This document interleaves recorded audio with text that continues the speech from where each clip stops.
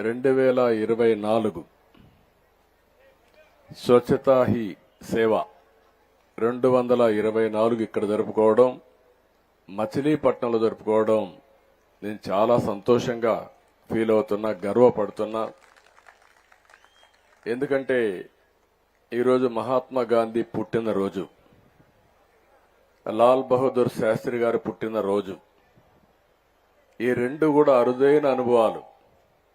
అలాంటి అరుదైన అనుభవాలు ప్రజల ముందర ఇక్కడ మనందరం కలిసి జరుపుకుంటూ, అదే సమయంలో మహాత్మా గాంధీ చేసిన సేవల్ని ఒక్కసారి మనం గుర్తు చేసుకుంటున్నాం, నివాళులర్పిస్తున్నాం. అలాంటి నివాళులర్పించే కార్యక్రమంలో భవిష్యత్తులో ఒక స్ఫూర్తిదాయకంగా ముందుకు పోవాలంటే ఏం చేయాలనో మనం ఆలోచించాల్సిన అవసరం ఉంది. ఇప్పుడే ప్రసాద్ గారు స్వచ్ఛ సుందర చల్లపల్లి ఆయన కళ 10 సంవత్సరాల నుంచి పనిచేస్తున్నారు. అలాంటి స్ఫూర్తి ప్రతి ఒక్కరిలో రావాలని మనస్ఫూర్తిగా భగవంతుని కోరుకుంటున్నా. ఆ స్ఫూర్తిని మీకు అందరికీ రావాల్సిన అవసరం ఉంది. ఇప్పుడే ఇక్కడే స్వచ్ఛ సేవకులున్నారు. మనందరం రోడ్లో బాగా తిరుగుతున్నామంటే, మన ఆరోగ్యం బాగుందంటే ఈ సేవకులే కారణం. ఎన్నో పనులు చేస్తారు కానీ ఎవరైతే ఇలాంటి సేవాభావంతో పనిచేస్తున్నారో వాళ్ళని మనం మనస్ఫూర్తిగా అభినందించాలి. వాళ్ళకు పూర్తి సహకారం అందించాల్సిన బాధ్యత మనలందరిపైన ఉంది. ఈరోజు ఒక మంచి పని ఏది చేసినా ఆ మంచి పని శాశ్వతంగా గుర్తుంటుంది. మహాత్మా గాంధీని మనం తలుచుకుంటున్నాం. ఆ మహనీయుడి యొక్క స్ఫూర్తిని మనం ఒక్కసారి ఆలోచిస్తే, దేశమంతా కదిలించాడు. అహింసా సిద్ధాంతంతో ముందుకు పోయాడు. బానిసత్వం మాకొద్దు, స్వతంత్ర భారతదేశమే ముద్దు, భారతీయులుగా మేము స్వతంత్ర భారతదేశంలో ఉండాలని నిరంతరం పోరాడారు. ఆయన అవలంబించిన సిద్ధాంతం ఈ రోజే కాదు, భావి తరాలకు కూడా ఆదర్శం.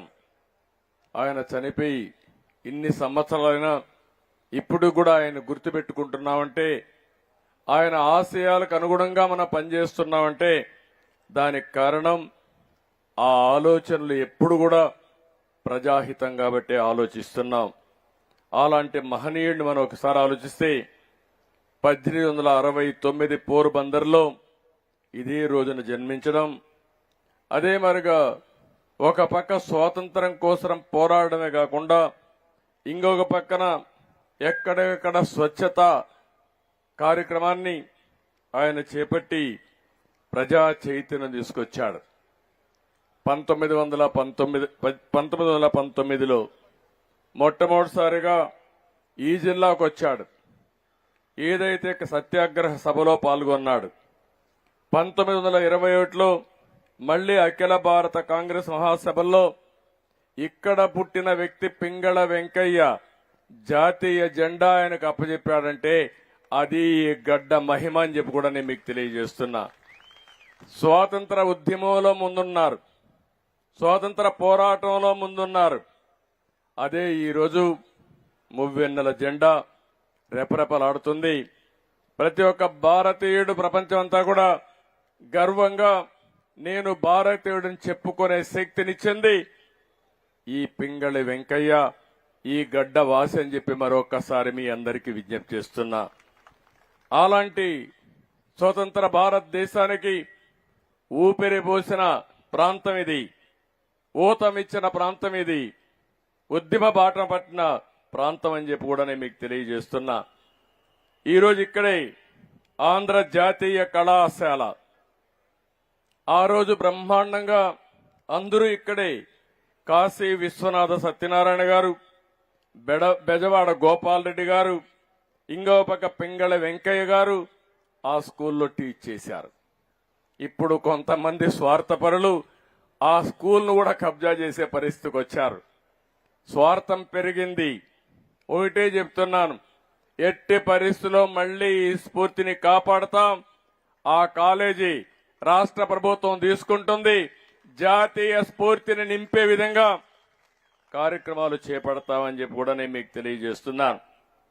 ఇక్కడే ఈ ప్రాంతంలో చూస్తే ఈ ఉద్యమం కోసం పోరాడినటువంటి కృష్ణా పత్రిక ముట్నూరు కృష్ణారావు గారు, ఇంకో పక్క జెండాకర్ర తోట నరసయ్య నాయుడు, ఇంకో పక్క భోగరాజు పట్టాభి సీతారామయ్య గారు, ఇలాంటి వాళ్ళందరూ ఈ ప్రాంతం నుంచి వచ్చారు.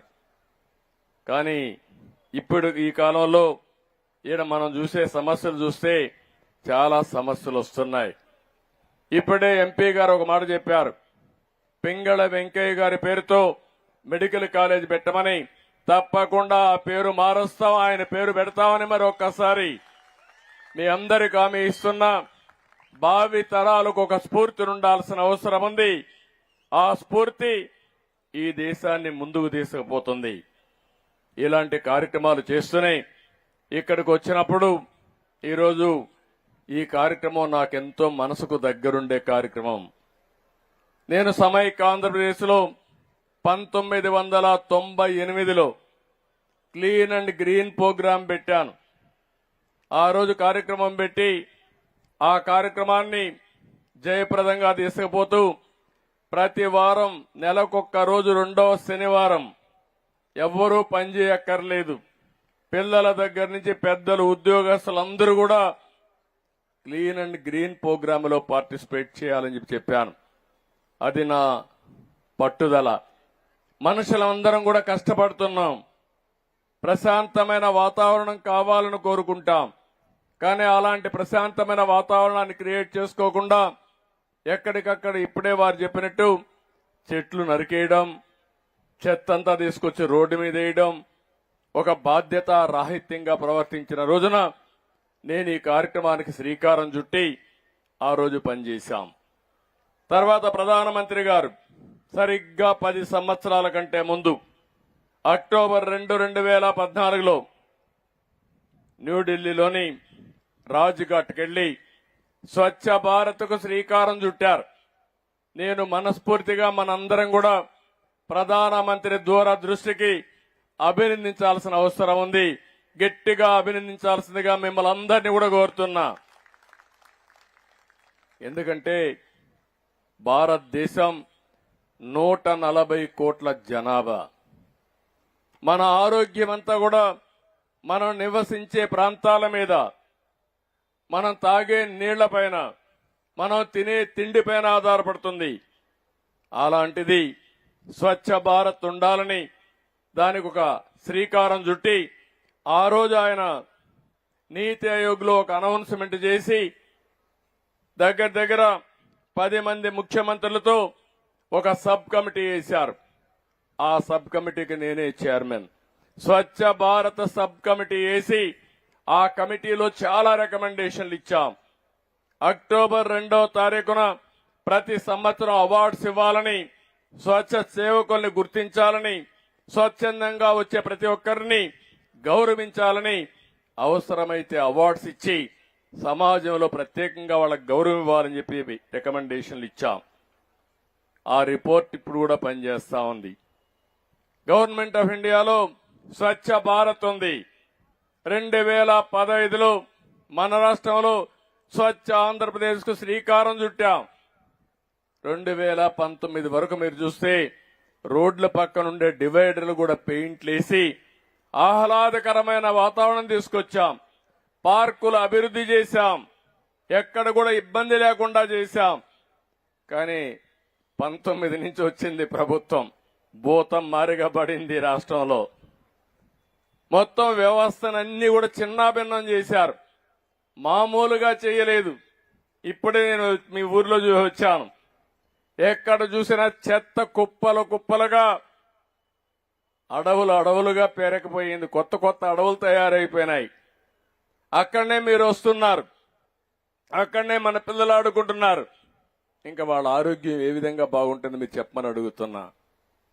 నేను ఆ రోజు ఒక పని పెట్టాం.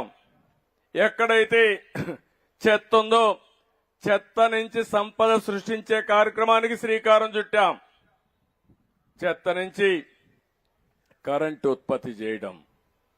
ఒకవేళ ఎక్కువ చెత్త లేకపోతే, వైబిలిటీ లేకపోతే గ్రామీణ ప్రాంతాల్లో ఇలాంటి చెత్త నుంచి సంపద సృష్టించేది కాంపోస్ట్ ఎరువులు క్రియేట్ చేయడం, ఆ కాంపోస్ట్ ఎరువుల్ని మళ్ళీ పంటలకు ఉపయోగించడం, ఇలాంటి కార్యక్రమాలు చేసి ఎక్కడ కూడా చెత్త కూడా వేస్ట్ చేయకుండా మళ్ళా అవసరమైతే రీసైక్లింగ్కి వెళ్ళాం. ఇప్పుడే ప్రసాద్ గారు కొన్ని విషయాలు చెప్పారు. మామూలుగా చెత్తలో మనం చూస్తే పొడి చెత్త, తడి చెత్త ఇవన్నీ కూడా మనం వేస్తున్నాం. దాన్ని సెగ్రిగేట్ చేసి రీసైక్లింగ్ పంపించాల్సిన అవసరం ఉంది. అవసరమే డెబ్రీస్ మనం కొట్టి గోడలన్నీ కూడా ఇచ్చేసినప్పుడు అది ఎంత ఎత్తకపోయి రోడ్డు మీద వేస్తే ఆ రోడ్డు అంతా కూడా అధ్వానంగా ఉండే పరిస్థితి వస్తుంది.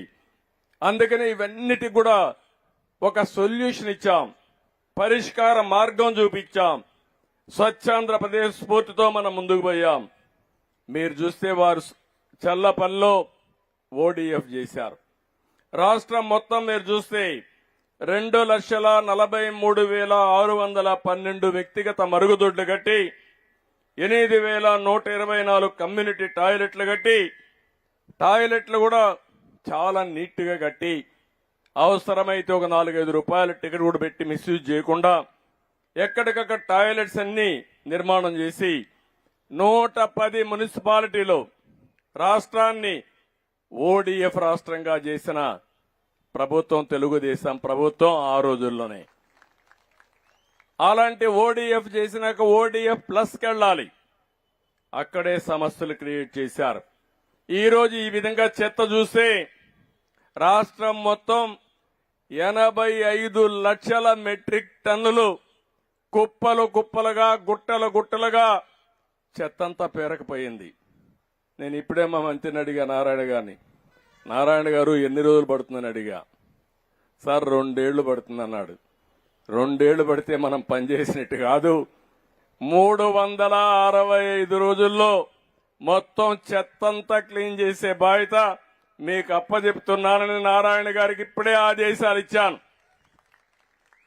అంటే గడిచిన ప్రభుత్వం పేర్చిన చెత్త ప్రభుత్వం 85 లక్షల మెట్రిక్ టన్నులు ఇంకా మిగిలింది. మీకు కోపం రాలా?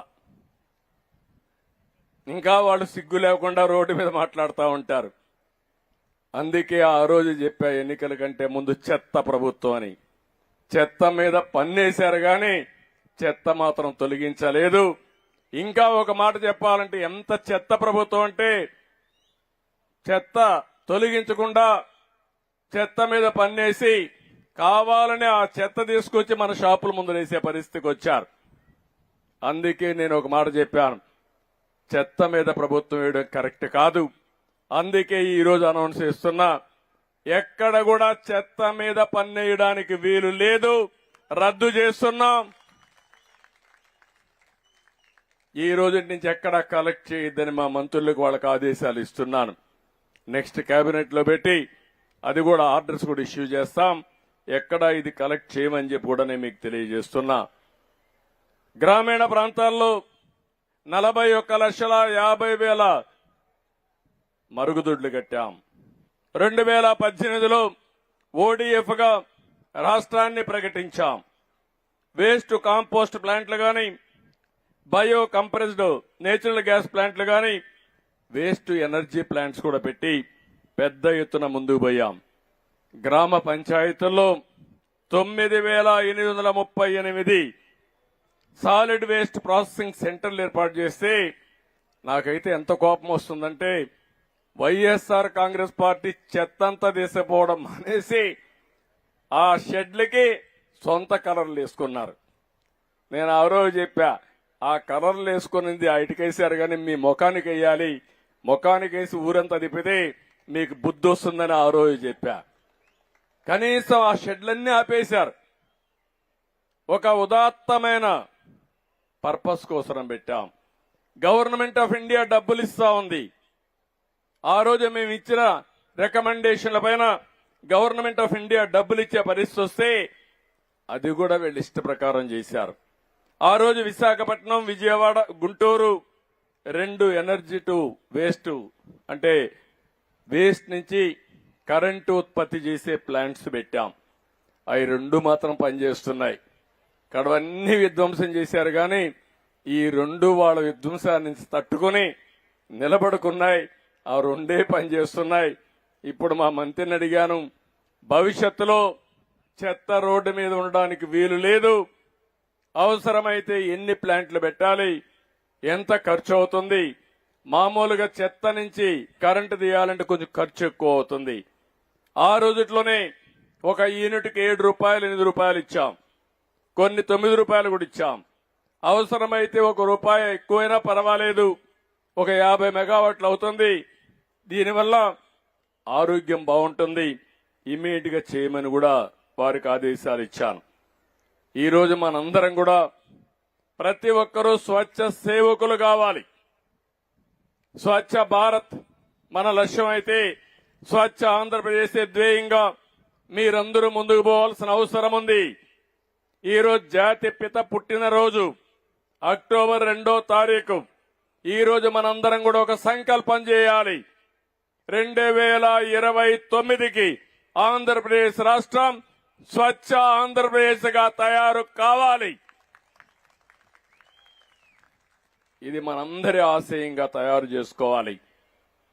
దీంట్లో రాజీ లేదు. ఇప్పుడే ప్రసాద్ గారు ఒక లిస్ట్ ఇచ్చారు నాకు, ఏమేం చేయాలని. చాలా సంతోషం.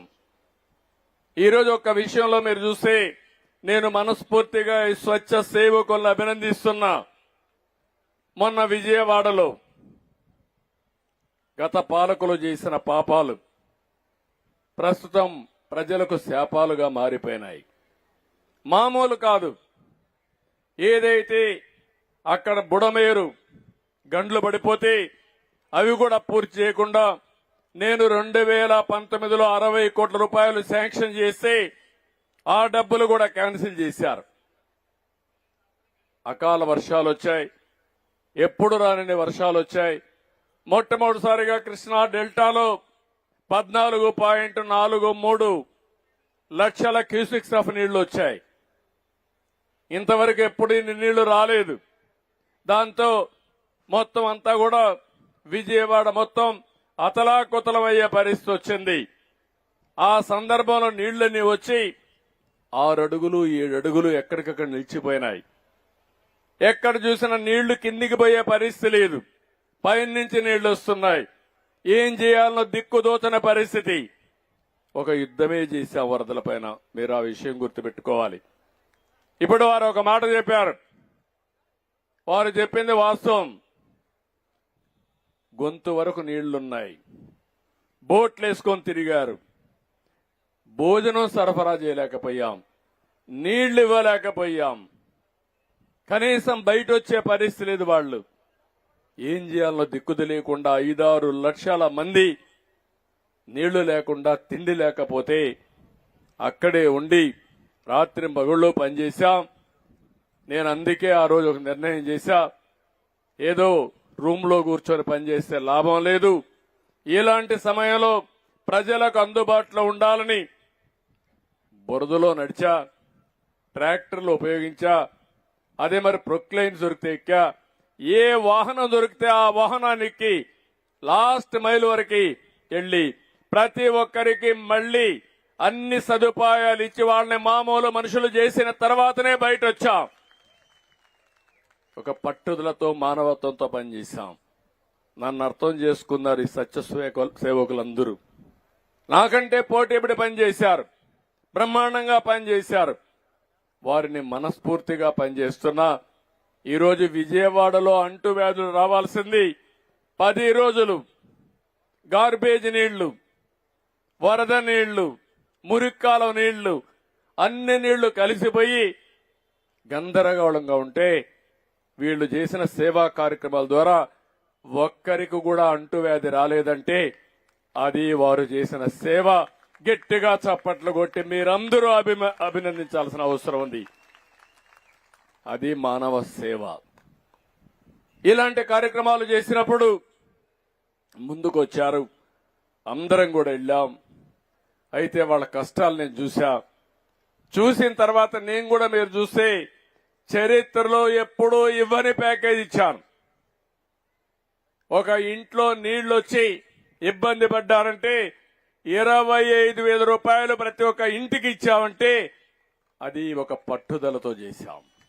ఇంతవరకు ఎప్పుడు కూడా 2,000, 1,000 రూపాయలు ఇచ్చి పంపించేసేవాళ్ళు. నేను ఒకటి ఆలోచించాను, కష్టాల్లో ఉన్నప్పుడు, సమస్యలు ఉన్నప్పుడు మానవతా దృక్పథంతో ఆలోచించాలి. మీనమేషాలు లెక్క పెట్టకూడదనే ఉద్దేశంతోనే 25,000 ఇచ్చా. 2 వీలర్స్ దెబ్బతింటే వాళ్ళకు 3,000 ఇచ్చా. ఆటోలకు 10,000 ఇచ్చా.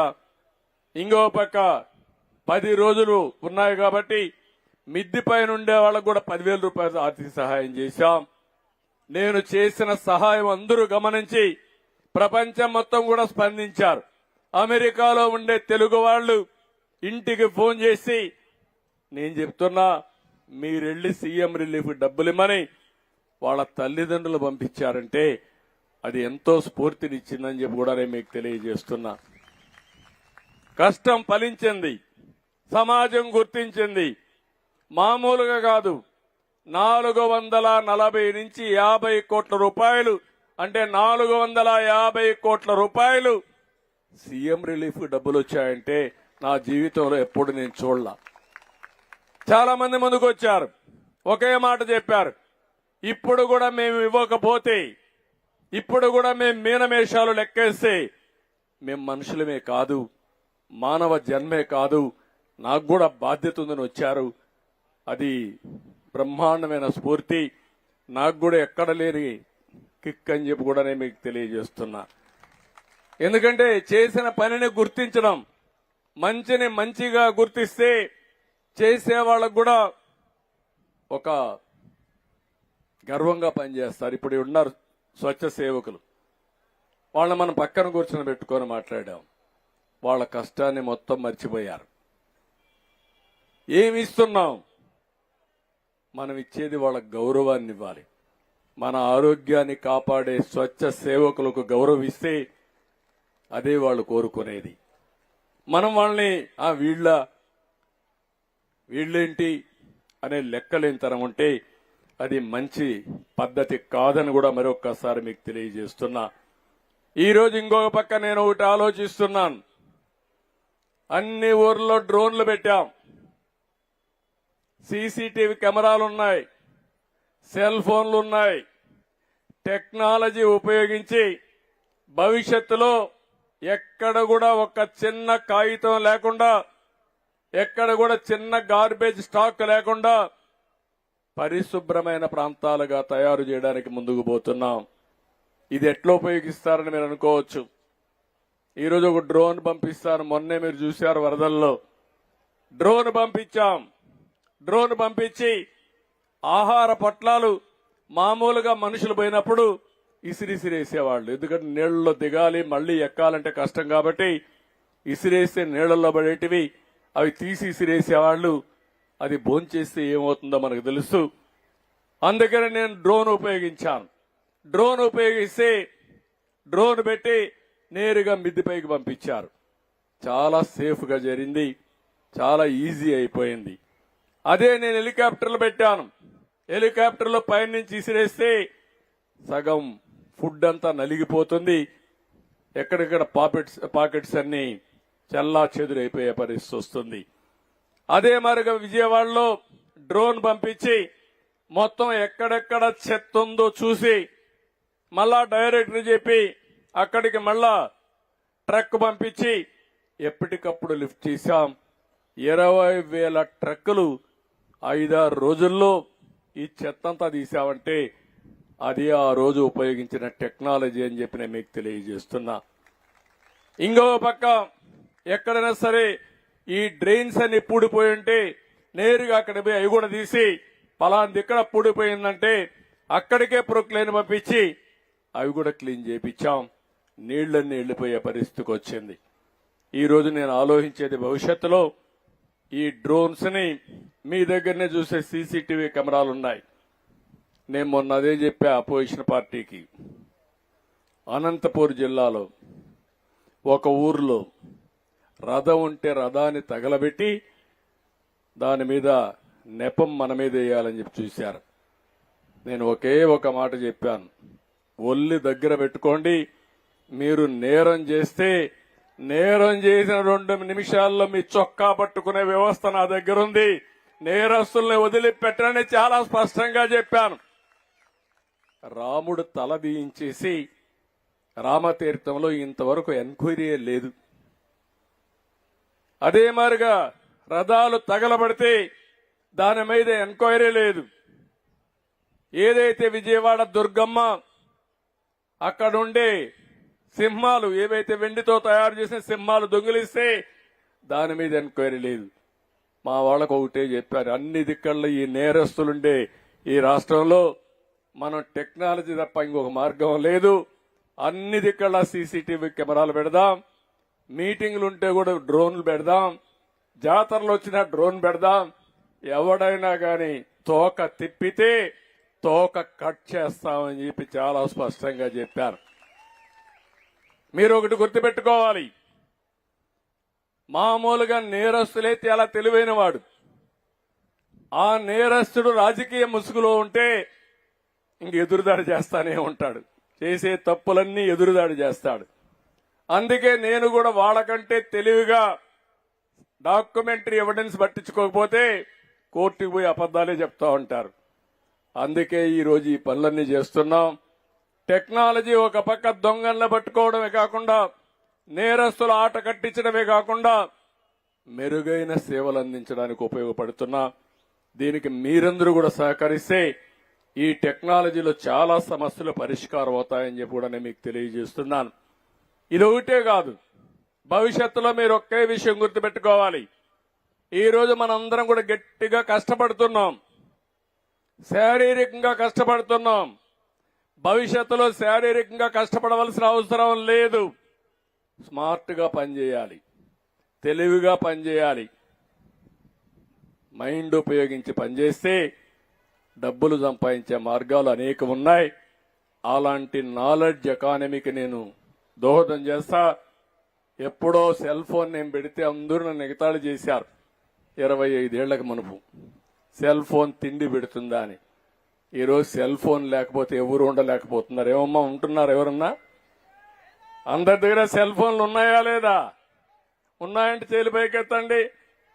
అందరి దగ్గర సెల్ ఫోన్లు ఉన్నాయి. ఒక ఫోన్ కాదు 2 ఫోన్లు ఉన్నాయి.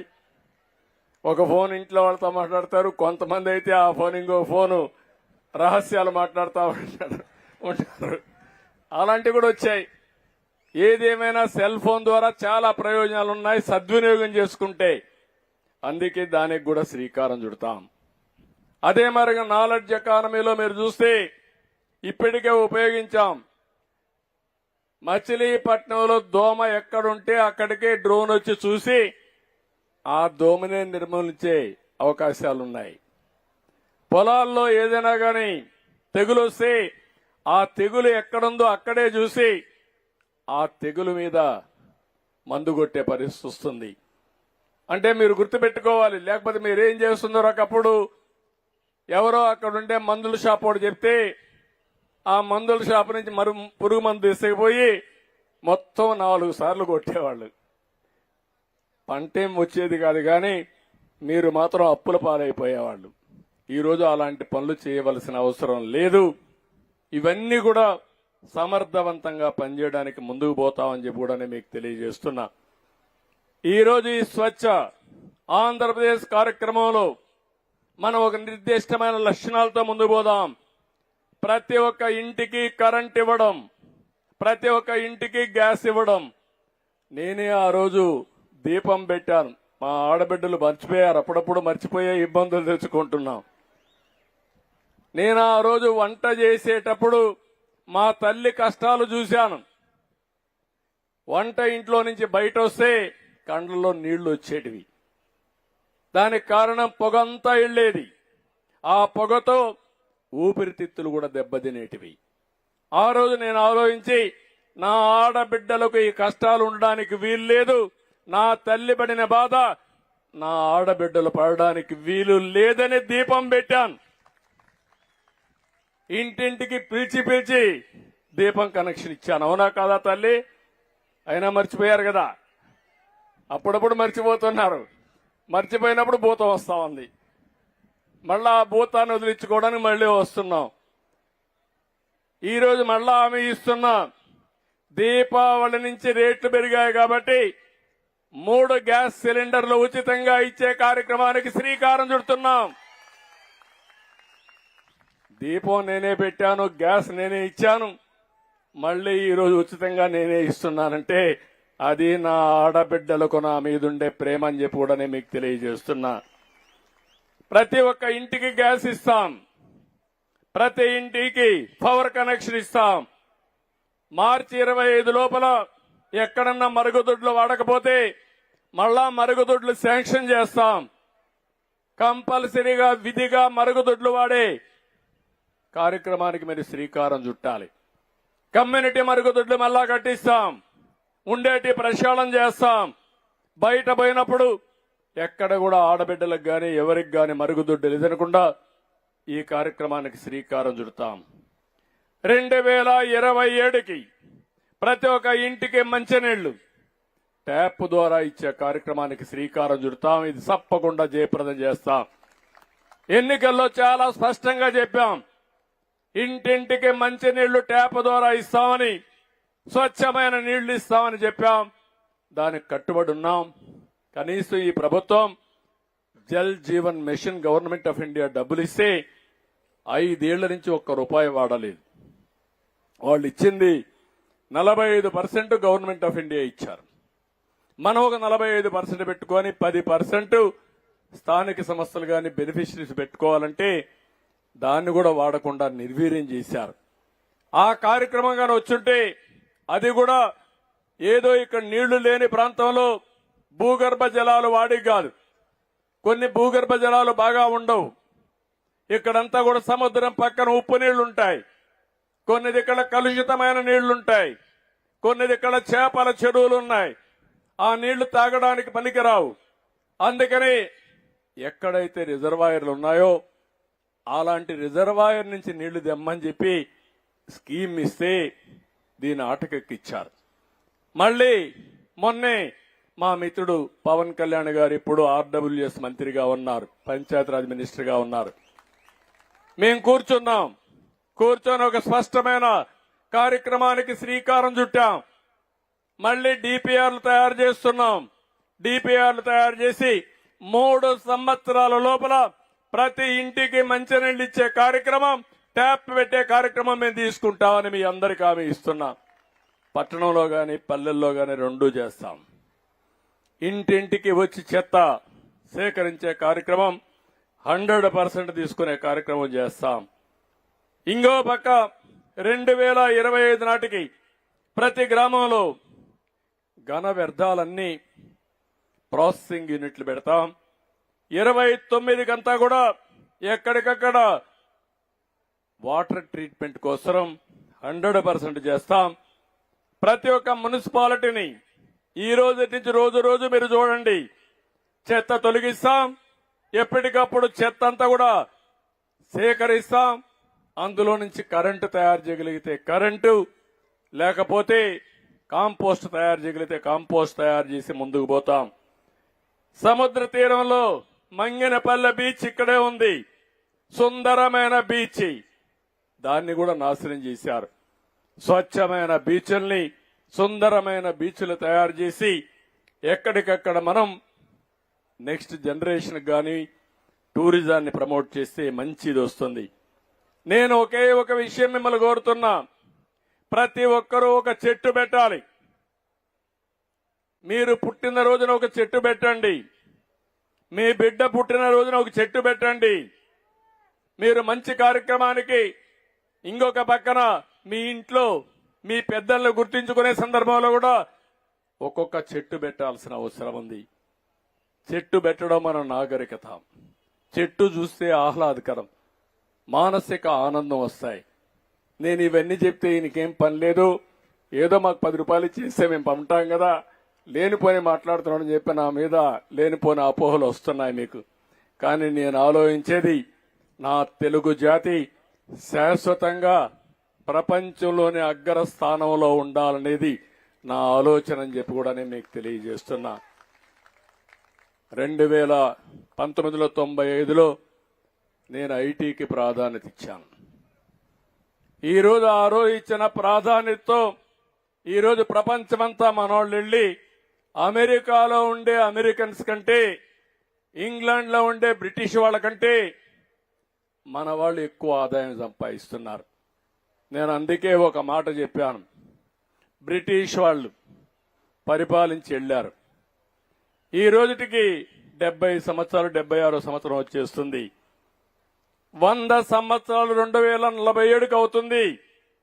2047కి భారతదేశం ప్రపంచంలోనే నెంబర్ 1 దేశంగా ఉండాలనేది నా సంకల్పం. అందులో 33% తెలుగు వాళ్ళు ఉండాలి. ఇది సాధ్యం, అసాధ్యం కాదు. ఆ రోజు హైదరాబాద్ను అభివృద్ధి చేశాం. ఈరోజు తెలంగాణ రాష్ట్రం దేశంలో తలసరి ఆదాయంలో నెంబర్ 1గా ఉంది. హైదరాబాద్ నగరం నెంబర్ 1గా ఉంది. అన్ని నాశనం చేసిన వ్యవస్థలను ఒకటే గట్టును పెడుతున్నాం.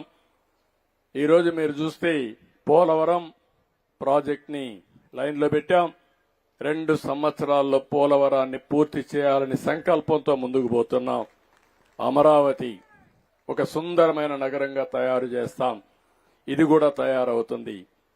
అయితే ఒక అమరావతి లేకపోతే ఒక నగరం కాకుండా అన్ని నగరాల్ని ఇక్కడ మీరు వస్తే బ్రహ్మాండమైనటువంటి సిటీ ఇది. బ్రిటిష్ వాళ్ళ పీరియడ్లో బ్రహ్మాండంగా వెలిగిన నగరం బందర్ నగరం అని చెప్పి కూడా నేను మీకు తెలియజేస్తున్నా. దీనికి పూర్వ వైభవం తీసుకురావాలి.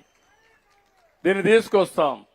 అందుకే పోర్టు కూడా ఈరోజు వస్తున్నానంటే నేను ఈరోజే సమాచారం తీసుకున్నా. 25 డిసెంబర్కి ఒకవేళ వీలు కాకపోతే మార్చి లోపల మళ్లీ నేను వచ్చి పోర్టు ఇనాగరేట్ చేసే బాధ్యత తీసుకుంటానని మీకు హామీ ఇస్తున్నా. ఎప్పుడూ అయిపోవలసిన పోర్టు దుర్మార్గులు చెరబట్టారు, దాన్ని నాశనం చేశారు.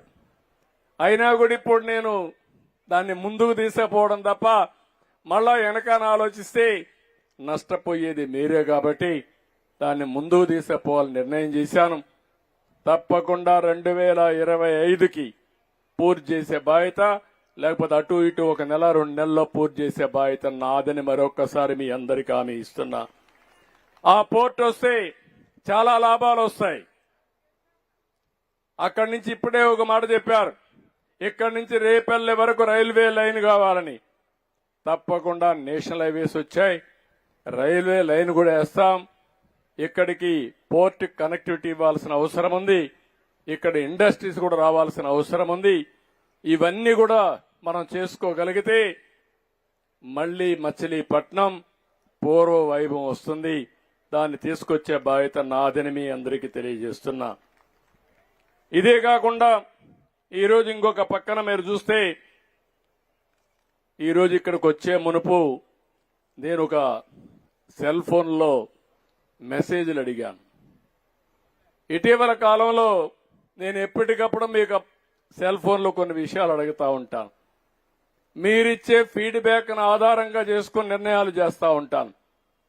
ఎన్నికల ముందు పదే పదే మిమ్మల్ని అడిగేవాడిని. ఓసారి నా ఫోన్ వస్తే తిట్టుకునేవాళ్ళు, ఇంకేం పని లేదని. అయినా కూడా నేను మళ్లీ తెలుసుకొని నేను చేసే నిర్ణయం సరైన నిర్ణయం ఉండాలి, ప్రజలకు ఆమోదయోగ్యంగా ఉండాలి, ప్రజాహితానికి పనిచేయాలని నేను టెక్నాలజీ ఉపయోగించాను. దానివల్ల మంచి అభ్యర్థులను ఎంపిక చేసుకున్నాం. చేసిన అభ్యర్థుల ఎంపిక కూడా మీరు చూస్తే చరిత్రలో ఎప్పుడూ రాని విజయం. 93% అభ్యర్థులు గెలిపించారంటే అది మీరు చూపించిన చొరవ.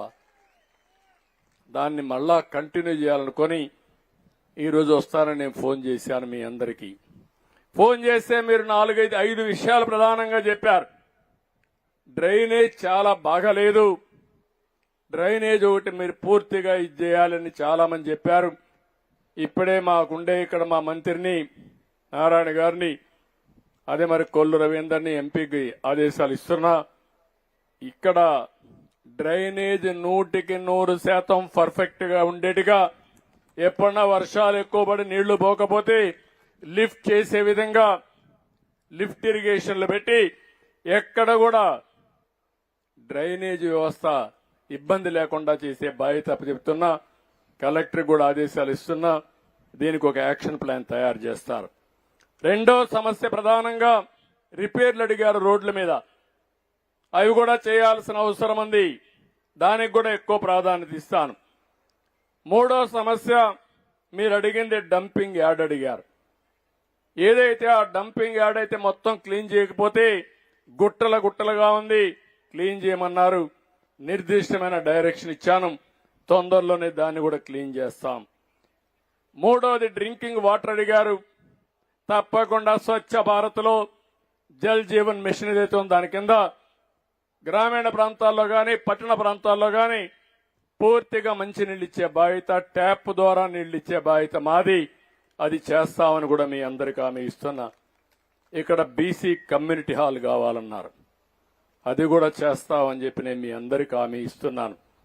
దానికి కూడా మనం ఆ రోజు ఇచ్చాం, ఇచ్చిన దాన్ని వీళ్ళు తీసేసే పరిస్థితికి వచ్చారు. దానికి కూడా శ్రీకారం చుడతాం. మచిలీపట్నం బీచ్ డెవలప్మెంట్ కోసం స్వదేశీ దర్శన్ పథకం కింద పెట్టమని అడిగాడు రవీంద్ర గారు, అది కూడా పెడతాం. పోర్ట్ వస్తుంది, మత్స్యకారులకు ఇబ్బందులు వస్తాయి, వారికి కూడా ఉపాధి కల్పించమన్నారు. తప్పకుండా ఆల్టర్నేటివ్ పోర్ట్ అవన్నీ క్రియేట్ చేసి మత్స్యకారుల కోసం ఒక హార్బర్ క్రియేట్ చేసి వారిని కూడా ఆదుకుంటామని చెప్పి కూడా నేను మీకు తెలియజేస్తున్నాను. ఇది కాకుండా బందర్కు వస్తే మనకు గుర్తొచ్చేది బందర్ లడ్డు గుర్తొస్తుంది, గోల్డ్ కవరింగ్ ఇండస్ట్రీ గుర్తొస్తుంది. ఈ రెండు కూడా మనం అభివృద్ధి చేయాల్సిన అవసరం ఉంది. మచిలీపట్నం గోల్డ్ కవరింగ్ వర్క్ ఇదే కేర్ ఆఫ్ అడ్రస్, వేలాది మంది పనిచేస్తారు. అందుకే దీన్ని ఒక ఎంఎస్ఎంఈ క్లస్టర్ గా పెట్టి ఇక్కడ పనిచేసే ఈ బంగారు కోటింగ్ వస్తువులు భారతదేశం మొత్తం అమ్మడానికి ఏమేం చేయగలుగుతామో ఆన్లైన్ గానీ ఆఫ్లైన్ గానీ అమ్మేదానికి ఒక వ్యవస్థ క్రియేట్ చేసి ప్రత్యేకమైన శ్రద్ధ పెడతామని చెప్పి కూడా నేను మీకు తెలియజేస్తున్నాను. అదే మరిగా కలంకారీ వస్త్ర పరిశ్రమకు న్యాయం చేయాలి. గ్లోబల్ క్యాపిటల్ సెంటర్ కింద ఏదైతే అపారమైన వనరులున్నాయి, 300 ఎకరాలు నేషనల్ కాలేజ్ యొక్క ఇది ఉంది, ఇవన్నీ ఉపయోగిస్తే బ్రహ్మాండంగా చేసే అవకాశం ఉంటుంది. దానికి కూడా శ్రీకారం చుడతామని చెప్పి తెలియజేసుకుంటూ, ఇక్కడ ఏ పనులైతే ఉన్నాయో మంత్రిగా కొల్లు రవీంద్ర గారే ఉన్నారు, ఆయనే ఇక్కడ అవన్నీ చూసుకుంటాడని నాకు నమ్మకం ఉంది.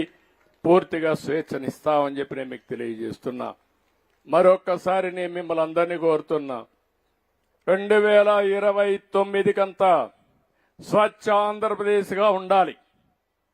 మీ ఇంట్లో చెత్త తీసుకొచ్చి రోడ్డు మీద వేయడానికి వీలు లేదు, చెట్టు నరకడానికి వీలు లేదు. ఈ విషయం కూడా మీరు గుర్తుపెట్టుకోండి. ప్రసాద్ గారు ఒక మాట చెప్పారు, ఫ్లెక్సీలు కూడా ఏ విధంగా కంట్రోల్ చేయగలుగుతారో చేయమని. నాకైతే పబ్లిసిటీ ఇచ్చుకోవాలని ఉండదు, కానీ మీ మనసుల్లో ఉంటే చాలు.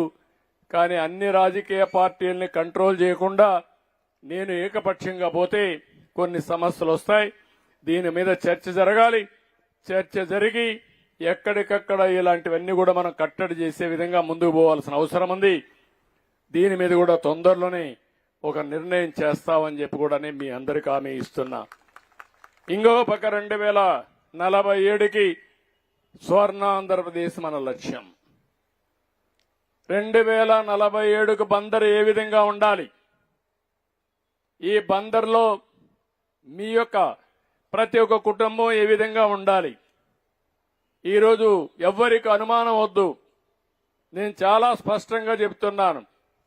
భారతదేశం రాబోయే 3-4 సంవత్సరాల్లో 3వ అగ్రదేశంగా తయారవుతున్న ఆర్థిక వ్యవస్థలో 2047లో నెంబర్ 1 గాని నెంబర్ 2గా గాని తయారయ్యే అవకాశం ఉంది. భారతీయులు ప్రపంచం మొత్తం నెంబర్ 1గా ఉండే అవకాశం ఉంది. ఇక్కడ నేను కోరుకునేది ఎన్నో కొత్త ఆలోచనలు వస్తున్నాయి. ఈ విషయంలో కూడా ఒక విషయం మీకు చెప్తున్నాను. ఇంటి దగ్గరనే కరెంట్ ఉత్పత్తి చేసుకునే పరిస్థితికి వచ్చాం. మీ ఇంటి మిద్దిపైనే సోలార్ పెట్టుకుంటే ఆ సోలార్ కరెంట్ ఉపయోగించుకుని లైట్లు గాని ఏసీ గాని మీరు పెట్టుకోవచ్చు. మీకు స్కూటర్ ఉంటే కారు ఉంటే ఛార్జ్ కూడా చేసుకునే పరిస్థితి వస్తా ఉంది. ఇలాంటివన్నీ కూడా ఆంధ్రప్రదేశ్ లో గ్రీన్ ఎనర్జీ ప్రమోట్ చేయాలని గ్రీన్ హబ్గా గ్రీన్ హైడ్రోజన్ తయారు చేయాలని, దానికి మీ మచిలీపట్నం పోర్టు కూడా ఒక కేంద్రంగా తయారు కావాలని నేను కోరుకుంటున్నాను. చాలా భవిష్యత్తు ఉంది గ్రీన్ హైడ్రోజన్ కి. అలాంటి నూతనమైన ఇండస్ట్రీస్ రావాల్సిన అవసరం ఉంది. రెండో విషయం కూడా 2047కి ఇంకొక విషయం మిమ్మల్ని కోరుతున్నా. జనాభా నియంత్రణ. ఒకప్పుడు నేను పాపులేషన్ తగ్గించమన్నా, ఒకరు ముద్దు, ఇద్దరు ఓకే, ముగ్గురు వద్దని చెప్పా. ఇప్పుడు ఒకరు కూడా వద్దంటున్నారు మీరు. ఇది చాలా ప్రమాదంలో పడిపోయాం.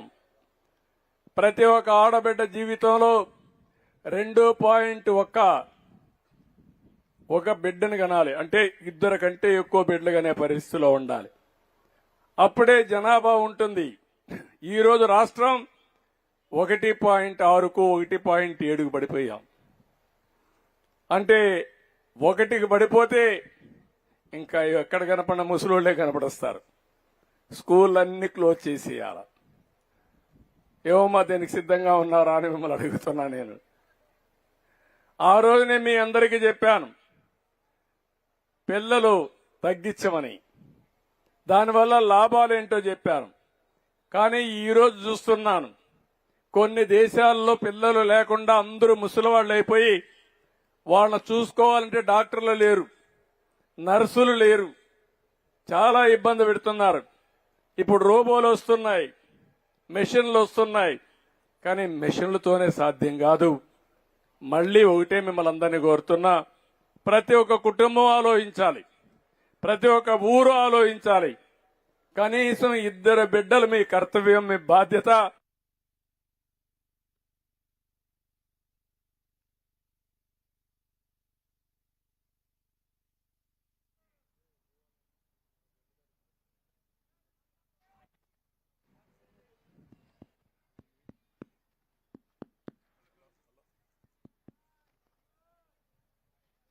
ఇద్దరు కంటే ఎక్కువ పిల్లల్ని మనం కనే పరిస్థితి తెచ్చుకోవాల్సిన అవసరం ఉంది. ప్రోత్సహించాలి. ఏమమ్మా మీరందరూ ఒప్పుకుంటారా? ఒకప్పుడు స్కూల్లో పిల్లలు ఎక్కువ ఉండేవాళ్ళు, ఇప్పుడు తగ్గిపోయారు. అవునా కాదా? మీ గస్తీలో కూడా, మీ బస్తీలో మీరు చూడండి, ఒకప్పుడు ఎక్కువ మంది పిల్లలు ఆడుకునేవాళ్ళు, ఇప్పుడు ఎక్కువ ముసలోళ్ళు తిరుగుతున్నారు. అవునా కాదా? ఇది సహజం. కానీ ముందు జాగ్రత్త లేకపోతే నష్టపోయేది మనమే. అందుకే దీన్ని ఒక ఉద్యమంగా తీసుకున్నా. ఒకప్పుడు నేను ఒక చట్టం పెట్టా, మున్సిపాలిటీలో కార్పొరేటర్గా, మేయర్గా నిలబడాలంటే 2 పిల్లలే ఉండాలి, ఎంపీటీసీ సర్పంచ్ ఉండాలంటే 2 పిల్లలు ఉండాలని పెట్టా. ఇప్పుడు 2 పిల్లలు లేకపోతే వాళ్ళు అర్హులు కాదని పెట్టాలి. ఇప్పుడు కొత్తగా అవి కూడా తీసుకొస్తాను. ఎందుకంటే కొన్ని డ్రాస్టిక్ గా పోతే తప్ప మనం అనుకున్న లక్ష్యాలు చేరలేం. 2047లో స్వర్ణాంధ్రప్రదేశ్ ఒక లక్ష్యంగా మీ అందరికీ పంపిస్తున్నా. మీ అందరి ఆలోచనలు తీసుకుంటా. రాష్ట్రం ఎక్కడుండాలి, మీ కుటుంబం ఎక్కడుండాలి. అందుకే కొత్త కార్యక్రమానికి కూడా శ్రీకారం చుడుతున్నాను. పండగ పూట సంక్రాంతి రోజున P4 పేదరికం లేని సమాజం, జీరో పావర్టీ. నేను ఏ పని చేసినా పేదవాళ్ల కోసమే చేస్తా, పేదవాళ్ల కోసమే బ్రతుకుతా, కార్యక్రమాలు పేదవాళ్ల కోసం నిర్వహిస్తానని మరొక్కసారి ఈ సభలో మీ అందరికీ హామీ ఇస్తున్నా. అప్పుడే మనం అనుకున్న లక్ష్యాల్ని సాధించగలుగుతాం. పేదవాడు పేదవాడుగా పుడుతున్నాడు, పేదవాడుగా పెరుగుతున్నాడు, జీవితాంతం సఫర్ అవుతున్నారు, కడాన పేదవాడుగానే చనిపోయే పరిస్థితి వస్తా ఉంది. అది ఏమాత్రం ఆమోదయోగ్యం కాదు. నాగరిక ప్రపంచంలో పేదవాళ్లను కూడా చేయూతనిచ్చి వాళ్ళని అన్ని విధాలా పైకి తీసుకురావడం మన బాధ్యత. అది కూడా చేస్తా అని చెప్పి తెలియజేసుకుంటూ, మరొక్కసారి బందరుకు వచ్చినప్పుడు మీరు చూపించిన అభిమానానికి పేరు పేరున అందరికీ నా నమస్కారాలు తెలియజేసుకుంటూ, నేను వచ్చాను, చెప్పాను, మీరు విన్నారు, మర్చిపోతే మాత్రం చాలా సమస్యలు వస్తాయి. నేను చెప్పింది 10 మందికి మీరు చెప్పాలి, నేను చెప్పింది మీరు కూడా ఆచరించాలి. అప్పుడే ఇది ఒక ఉద్యమ స్ఫూర్తితో మనం ముందుకు పోతాం. దీనివల్ల మంచి ఫలితాలు వస్తాయి. ఇది మనందరి మంచి కోసరం చెప్తాను, నా ఒక్కడి కోసరం కాదు. ఈరోజు ఏదైతే నేను మొన్న వరదలు వస్తే ముందుకెళ్లామో, ప్రపంచం ఎట్లయితే స్ఫూర్తినిచ్చారో, రాబోయే రోజుల్లో కూడా ఒక ఉద్యమ స్ఫూర్తితో పనిచేద్దాం. అందరం కలిసి పనిచేద్దాం. మన లక్ష్యం కోసం అది సాధించే వరకు ఆలోచించి పనిచేస్తే లక్ష్య సాధన ఈజీ. దానికి కూడా ముందుకు రావాల్సిందిగా మరొక్కసారి అందరినీ కోరుకుంటూ, మరొక్కసారి ఈ కార్యక్రమానికి వచ్చిన మిమ్మల్ని అందరినీ పేరు పేరున మనస్ఫూర్తిగా అభినందిస్తూ అందరికీ నమస్కారాలు. జై హింద్.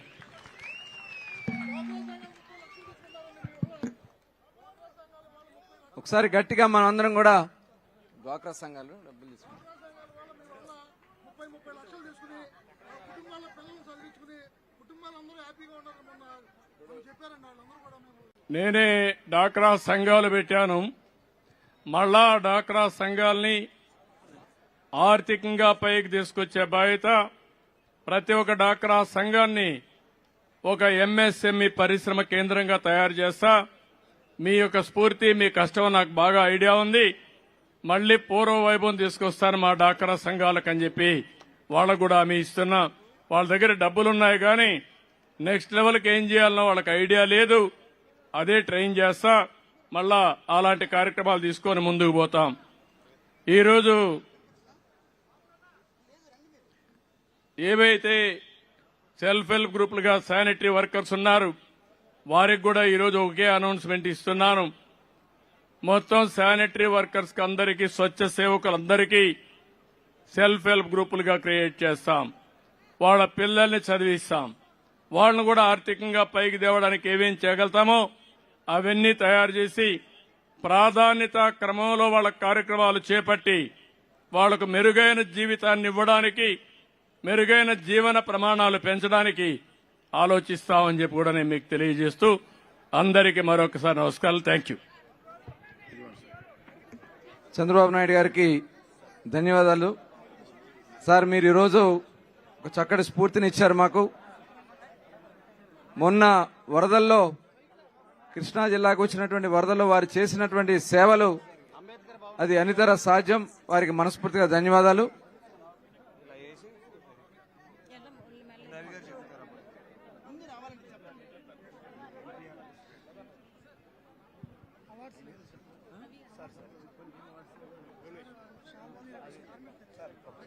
ఒక్క నిమిషం అవార్డ్స్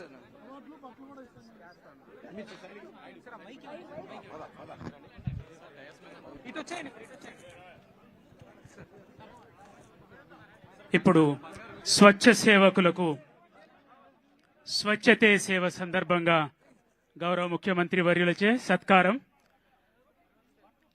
కటారి జానకి లక్ష్మి స్వచ్ఛ సేవకురాలు, ఈమెకు దుశ్శాలువతో సత్కరించి గౌరవ ముఖ్యమంత్రి వారు ప్రశంసా పత్రాన్ని అందజేస్తూ ఉన్నారు. తదుపరి బంగార విజయలక్ష్మి, శ్రీమతి బంగార విజయలక్ష్మి, ఆమె సేవలకు గౌరవ ముఖ్యమంత్రి గారు దుశ్శాలువతో సత్కరించి ప్రశంసా పత్రాన్ని అందజేస్తూ ఉన్నారు. శ్రీ దలాయి దుర్గా ప్రసాద్, శ్రీ దలాయి దుర్గా ప్రసాద్ వారి సేవలకు గౌరవ ముఖ్యమంత్రి వర్యుల సత్కారం ఇది. ప్రార్థించే పెదవుల కన్నా సేవ చేసే చేతులు మిన్న అన్న మదర్ స్ఫూర్తితో, అలానే ఓసూరి శ్రీనివాస్